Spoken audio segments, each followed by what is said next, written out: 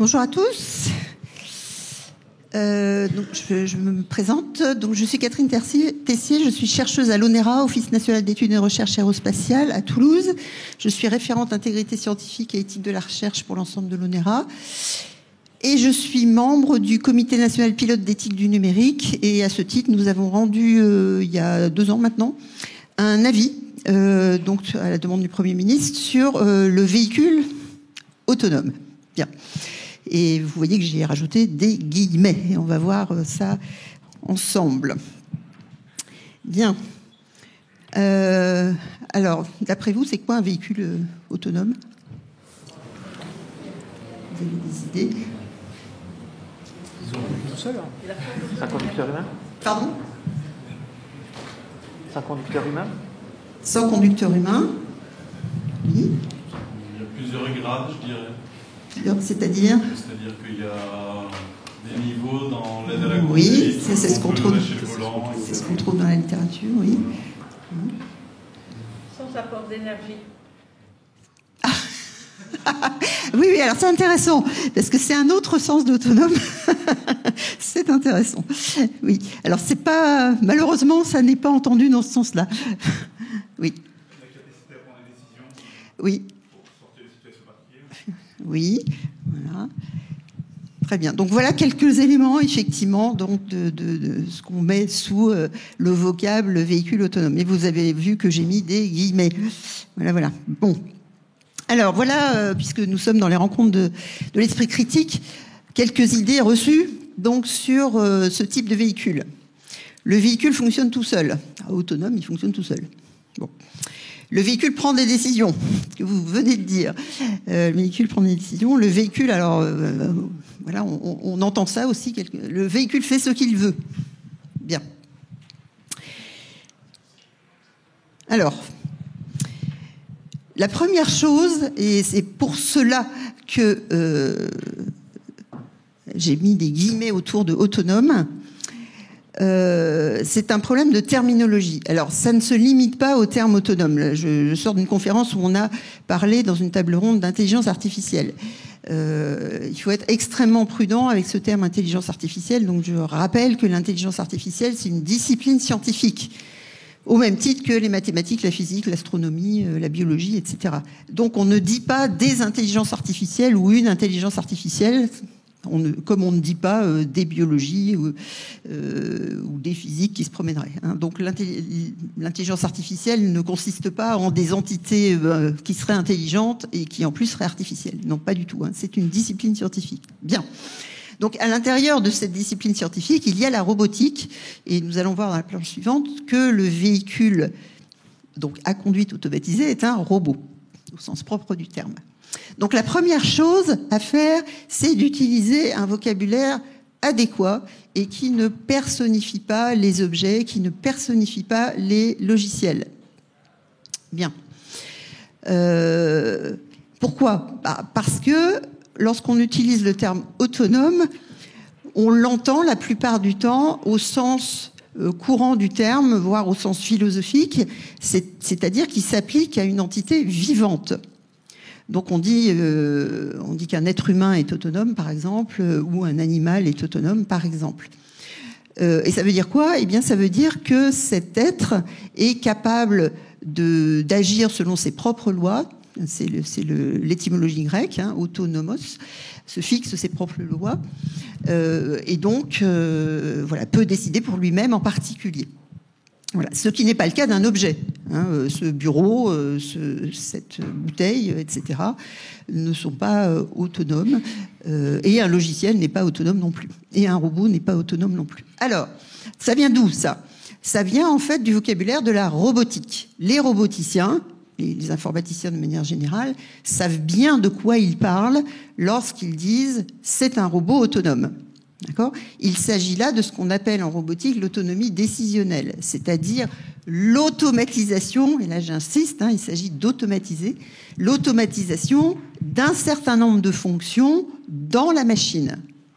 En particulier l'automatisation de ce qu'on appelle l'élaboration de situations et l'automatisation de ce qu'on appelle le calcul de la décision. On va voir ça à la planche suivante. Bien. Donc attention au sens scientifique, au sens robotique du mot autonome, à ne pas le transposer dans un sens qui n'a rien à voir et qui est le sens courant d'un être humain autonome, de l'autonomie humaine par exemple.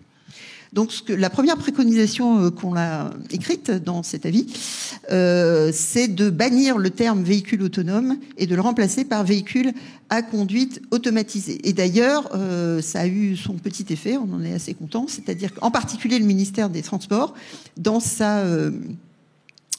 son plan en faveur de ce type de véhicule, un plan de développement relatif à ce type de véhicule, a changé son vocabulaire.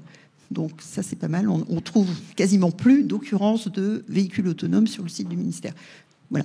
Chez les constructeurs aussi, vous pourrez le constater. Allez voir sur les sites internet des constructeurs. On ne trouve quasiment plus ce vocable véhicule autonome. D'accord ? Bon, alors c'est lié à cette histoire de terminologie. C'est lié aussi, comme vous le disiez, monsieur, que les constructeurs reviennent un peu en arrière, en fait, et se rendent compte que automatiser intégralement donc un véhicule de façon à ce que le conducteur n'ait absolument plus rien à faire, ce n'est pas pour demain matin, surtout au centre-ville de Toulouse. Bien. Alors, il y a effectivement des navettes sur le site de l'Oncopole, par exemple, qui circulent de manière automatisée, mais c'est dans un contexte très particulier. D'accord ? Et en plus, il faut savoir que ces véhicules sont supervisés donc par des gens, des professionnels à distance. Bien. Alors, regardons un peu de quoi il s'agit. C'est quoi cet objet ? Donc, comme je l'ai dit, c'est un robot. D'accord ? Donc, si on imagine de tout automatiser dans ce robot, effectivement, les fonctions automatisées de conduite se substitueraient au conducteur. Bien. Alors, comment fonctionne un robot et un véhicule donc à conduite automatisée en particulier ? Eh bien, cet engin, donc cette machine, est équipée de capteurs, d'accord ? Donc de radars, lidars, etc. Donc ces capteurs vont percevoir l'environnement, d'accord ? Les lignes par terre, par exemple, les obstacles, etc., les bords de route. Et donc, à partir de cette perception de l'environnement via les capteurs, vont construire donc une représentation, donc sont équipés de logiciels pour construire une représentation de l'environnement. D'accord ? D'autre part, ces véhicules sont équipés de moyens de communication. Donc, il ne faut pas imaginer que les futurs véhicules, si un jour ils existent, à conduite automatisée, vont par exemple reconnaître les panneaux de signalisation tels qu'on les connaît actuellement. Non. Ce sera des véhicules connectés. Donc, il n'y aura pas besoin de signalisation de bord de route, en fait. Cette signalisation viendra sous forme numérique, via les moyens de communication. D'accord ? Donc, il y aura communication avec une infrastructure qui sera spécifique pour ces véhicules. D'accord ? Donc, il n'y a pas que les véhicules, il y a aussi l'infrastructure pour les faire circuler. Ils communiqueront aussi potentiellement avec les autres véhicules, pourvu qu'ils soient eux-mêmes connectés. D'accord ? Et seront équipés aussi de moyens de communication avec des opérateurs humains. Encore une fois, ils seront supervisés par des opérateurs humains à distance. La plupart d'entre eux, pas tous, mais la plupart d'entre eux. Bien. Donc, en fonction de ces informations qui viennent à la fois des capteurs donc embarqués sur le véhicule, et puis des moyens de communication dont est doté ce véhicule avec l'infrastructure, avec les autres véhicules, avec l'opérateur humain, etc. Donc, les logiciels embarqués vont construire une représentation de l'environnement. Pour faire quoi ? Donc ça, c'est ce qu'on appelle l'élaboration de la situation. Pour faire quoi ? Eh bien, pour élaborer donc une planification du trajet, c'est-à-dire, par exemple, éviter les obstacles, effectuer un dépassement, effectuer une sortie d'autoroute, etc., etc. Ou alors optimiser un certain nombre de choses, emprunter le trajet le plus rapide, par exemple, le moins encombré, etc., etc. Voilà. Donc, planification du trajet. Et puis après, de manière opérationnelle, eh bien, il y a traduction de cette planification du trajet en ordre, donc là c'est de l'automatique classique, on va dire, en ordre sur les moyens moteurs du véhicule, de façon à ce que eh bien, la vitesse et la direction donc, soient contrôlées. D'accord ? Voilà. Donc tout ça, ça fonctionne ce qu'on appelle en boucle fermée, hein, c'est la boucle fermée de l'automatique, c'est-à-dire au fur et à mesure où le véhicule va se déplacer, eh bien il continue à percevoir, il continue à communiquer, et puis le trajet est éventuellement, enfin la vitesse et la direction sont éventuellement amendées au fur et à mesure où le véhicule progresse. D'accord ? Donc ça, c'est en très rapide, hein, c'est le fonctionnement d'un robot de manière générale et d'un véhicule à conduite automatisée en particulier. Donc ça n'a rien de magique, d'accord ? Rien du tout d'ailleurs. Voilà. Et en aucun cas, le véhicule n'est ni autonome, ni intelligent, ni quoi que ce soit. D'accord ? C'est de la robotique avec mise en œuvre de fonctions qui sont relativement bien maîtrisées actuellement. Ok. Bien, donc la première chose, c'est faire attention à la terminologie. Hein, quand on emploie des mots, les mots sont chargés d'une charge morale en particulier, donc il faut faire attention à employer les bons termes. Alors après, ce qu'on s'est intéressé à faire dans ces travaux, entre autres choses, c'est à démonter, donc puisque nous sommes dans les rencontres de l'esprit critique, ça tombe bien, à démonter les arguments qui sont mis en avant pour promouvoir ce type de véhicule. Mis en avant par les constructeurs, par le gouvernement, etc., etc. Alors, je n'ai pas mis ici l'argument économique qui, lui, est un des rares arguments qui tient la route, si j'ose dire, qui tient debout. Hein. C'est l'argument économique le plus moteur, encore une fois, si j'ose dire, de ce type de véhicule. Après, tous les autres, on va voir que, malheureusement, ils ne sont pas solides. Bien, donc un argument en faveur des véhicules à conduite automatisée, c'est de dire qu'ils réduisent le nombre de victimes de la route. Hein, c'est un argument que vous pouvez trouver. Voilà. Ça, c'est pas démontré. C'est pas démontré du tout. Voilà. Alors, c'est pas démontré. Alors, on peut regarder, par exemple, les documents de l'Organisation mondiale de la santé, qui a fourni un gros rapport il y a 4-5 ans maintenant sur les accidents de la route dans le monde. D'accord ? Et on voit dans ce rapport, donc là, ici, ça a été un petit peu mis à jour, on voit dans ces rapports, en particulier, que la première chose qui saute aux yeux, c'est que les accidents de la route et les victimes de la route sont très inégalement répartis sur le globe. D'accord ? Il y a beaucoup d'accidents dans des pays moins favorisés. D'accord ? Pourquoi ? Parce qu'ils ont des infrastructures routières qui sont pas très bien entretenues, on va dire, des véhicules qui ne sont pas très bien entretenus non plus, voilà, un code de la route qui est plus ou moins bien respecté, etc., etc. Donc ça, c'est une première chose, c'est que on ne peut pas parler de la sécurité routière de manière absolue. Voilà, il faut savoir exactement de quoi on parle. Bien. La deuxième chose, c'est que parmi les victimes de la route, il y a beaucoup de piétons et de cyclistes et de deux roues. D'accord ? Donc, pas forcément dû au fait que les véhicules seraient automatisés ou pas. Donc, ça serait un petit peu la même problématique. Bref. Donc, tout ça pour dire que cet argument de la sécurité routière n'est absolument pas démontré par des faits scientifiques. Hein, voilà, c'est un argument qu'on avance, mais c'est basé sur rien, en fait. Voilà. Donc, ce qu'on a préconisé, c'est de regarder ce qui va se passer, c'est-à-dire de faire des simulations, c'est une première chose, et puis des expérimentations réalistes. Les expérimentations qui sont menées au jour d'aujourd'hui, ce sont des expérimentations dans des zones très particulières.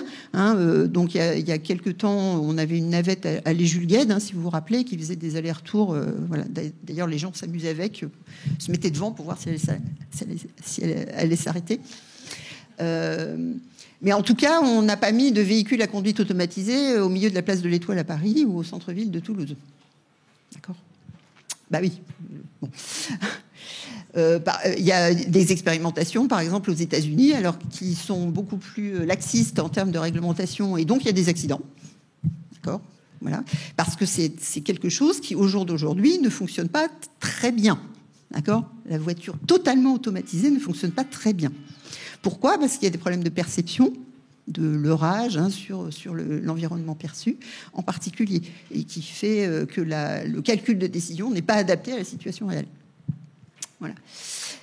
Donc, il s'agit de mener en particulier des expérimentations réalistes, c'est-à-dire en conditions réelles. Alors, qu'est-ce que c'est qu'une condition réelle ? Là aussi, on peut se poser la question, c'est est-ce que à terme, si jamais ces véhicules existent, est-ce qu'il n'y aura que des véhicules à conduite automatisée, auquel cas le problème est plus simple? Mais en tout cas, il y aura toujours des piétons, des cyclistes, etc. Donc, qu'est-ce qu'on en fait de ces gens-là? Est-ce qu'on met les véhicules à conduite automatisée dans des zones réservées, dans des voies réservées, avec les piétons, les cyclistes, etc. ailleurs? Donc, vous imaginez l'empreinte au sol que ça va faire. Déjà que dans nos villes, elles sont envahies par les routes, les contre-allées, etc. Bon, donc, ça pose un problème. Ou est-ce qu'elles seront au milieu, ces véhicules seront au milieu d'autres véhicules qui ne sont pas à conduite automatisée?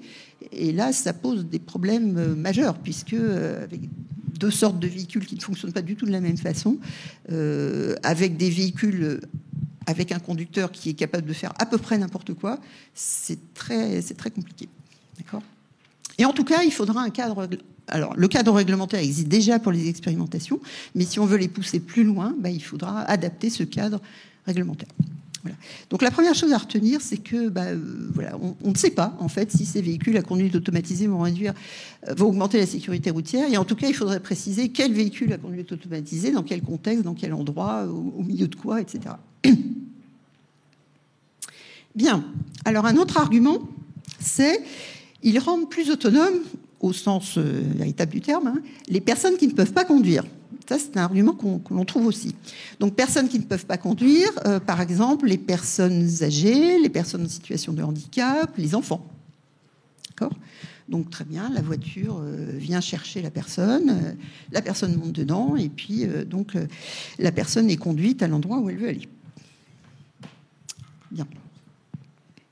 Alors là aussi, ça pose quand même quelques petites questions.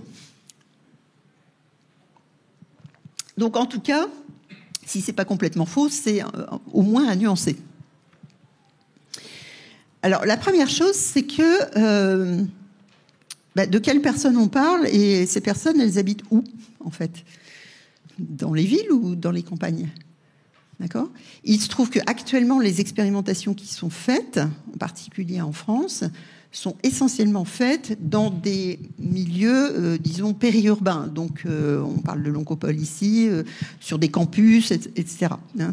Ou sur des véhicules de transport en commun, dans des voies réservées, dans des voies propres. Il y a extrêmement peu, il y en a quelques-unes, mais il y a extrêmement peu d'expérimentations en milieu rural, ou dans des routes de montagne. Parce que là, c'est un peu compliqué, la route de montagne. Et puis, en plus, il faudrait des infrastructures, comme je l'ai dit tout à l'heure, de communication, la signalisation numérique. Et donc, il faudrait équiper les campagnes, les zones de montagne, etc., les zones un peu isolées, de ces infrastructures. Donc, ça coûterait extrêmement cher, et puis ça serait peut-être pas très bon pour l'environnement, de toute façon. Bon. Donc, on peut se poser la question du développement équitable des territoires. C'est-à-dire, encore une fois, certainement que les zones urbaines vont être privilégiées, si on estime que c'est un privilège d'avoir des véhicules de ce type, mais, par rapport aux zones qui ne seraient pas urbaines. Donc ça, c'est une première chose. Donc c'est pas n'importe quelle personne qui pourrait bénéficier de ce type de véhicule. La deuxième chose, c'est que j'ai parlé de personnes âgées en situation de handicap ou d'enfants. Donc imaginez un enfant de 3 ans qui va aller prendre son véhicule tout seul. Non. Cette personne va être accompagnée jusqu'au véhicule, accompagnée depuis le véhicule à la destination, et puis très probablement dans le véhicule aussi. D'accord ? On va peut-être pas laisser un enfant de 3 ans tout seul dans un véhicule à conduite automatisée, ou une personne dépendante, etc., etc. Finalement, autant prendre un taxi avec un chauffeur. D'accord ? Quel est l'intérêt, finalement, d'avoir un véhicule à conduite automatisée ? On peut se poser vraiment la question, puisque de toute façon, il faudra une personne, ne serait-ce que pour discuter avec la personne qui est transportée. On va vers une déshumanisation complète de nos sociétés. Peut-être pas en rajouter. Donc, il y a le problème d'accessibilité à ces véhicules. Ensuite, alors c'est peut-être un point auquel on pense moins, c'est la liberté de ces personnes, finalement.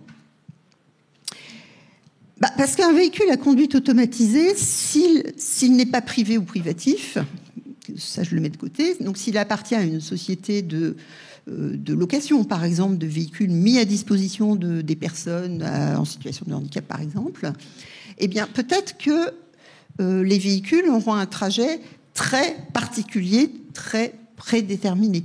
D'accord ? Donc on peut se poser la question de la liberté d'aller et venir. Est-ce que ces personnes pourront aller et venir librement ? D'accord ? Et puis en plus, bon, ça c'est un gros problème. À partir du moment où il y a capteurs partout, il y a aussi des capteurs dans la voiture. Et donc ça pose le problème de la collecte de données personnelles. D'accord ? Bien. Alors, dernier argument que je vais regarder, c'est ils ont moins d'impact sur l'environnement. Problème d'éthique environnementale. Donc là, encore une fois, on ne sait pas trop. Il y a beaucoup d'incertitudes. Hein, donc il y a des études qui sont faites, mais ça converge pas vraiment. Donc on ne sait pas trop. Donc il y a un certain nombre de questions à se poser. Premièrement, c'est que ces véhicules vont être électriques, d'accord ? Donc batterie, etc. Avec toute la problématique des véhicules électriques que l'on peut voir actuellement. Est-ce que vraiment les véhicules électriques apportent un plus en faveur de l'environnement ou pas ? Le point de vue de la consommation énergétique, finalement, est-ce que cette consommation va aller en diminuant avec de tels véhicules ou au contraire en augmentant ? Sachant que ces véhicules vont être particulièrement lourds, hein, parce qu'il y aura les batteries, mais aussi tous les capteurs. Sans oublier l'infrastructure numérique, donc qui va aussi consommer des ressources. Bien. Il y a la question de l'empreinte au sol, hein, je l'ai évoqué tout à l'heure. Si ces véhicules sont dans des voies réservées, par exemple, imaginons une autoroute avec des voies réservées, donc vous auriez des voies réservées aux convois de camions à conduite automatisée, des voies réservées aux véhicules à conduite automatisée aux autres camions, puis des voies réservées aux autres véhicules, donc vous imaginez l'empreinte au sol.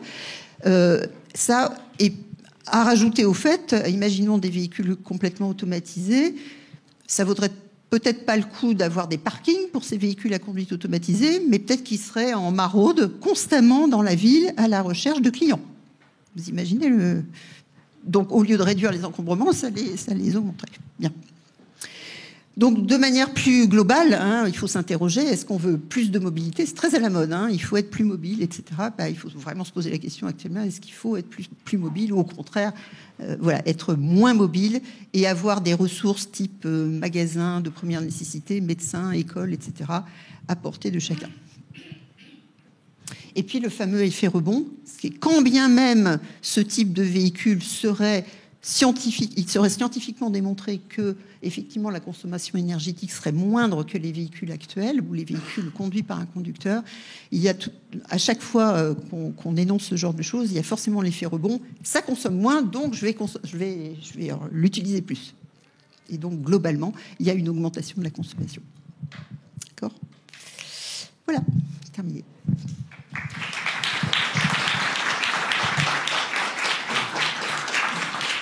Si vous avez une ou deux questions, je ne sais pas si on a le temps, une ou deux questions rapides. Oui, parlez fort. Hein, parce que... Je n'ai pas de problème avec ça. Vous parliez de l'argument économique, moi je ne le connais pas, donc si vous... Alors, il se trouve que dans la stratégie pour ce type de véhicule, que vous pouvez lire sur le site du ministère des Transports, il y a une préface du président de la République qui met en avant très clairement cet argument économique. Donc c'est comme ça. Hein. Je lis les textes officiels, bête et discipliné. C'est pour faire vivre la filière française et européenne en matière de véhicules. C'est l'argument. Ça sera aidé, subventionné, c'est ça que vous voulez dire. Éventuellement subventionné. Voilà. Donc c'est le seul qui tient la route, si j'ose dire. Oui, effectivement, si on va développer ce type de véhicule pour faire vivre la filière. Bon. Mais après, si aucun des autres arguments ne tient, le dernier va tomber aussi. Ça, c'est sûr.